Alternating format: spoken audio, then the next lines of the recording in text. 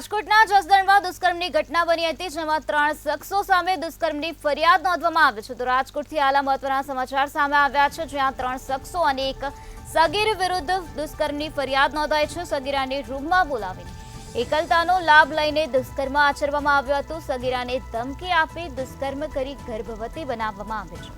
Shriji ક્લિનિકના doctor રાદડિયાએ બાળકને વેચી દીધું હતું. બાળ તસ્કરી કરી હોવાનો ગુનો નોંધાયો છે.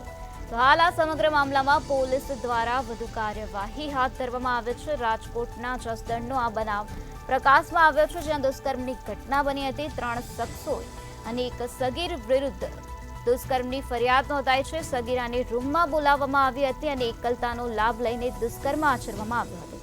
ત્યારે સગીરાને ધમકી આપી દુષ્કર્મ કરી ગર્ભવતી બનાવવામાં આવી હતી. શ્રીજી ક્લિનિકના ડોક્ટર રાદડિયાએ બાળકને વેચી દીધું હતું.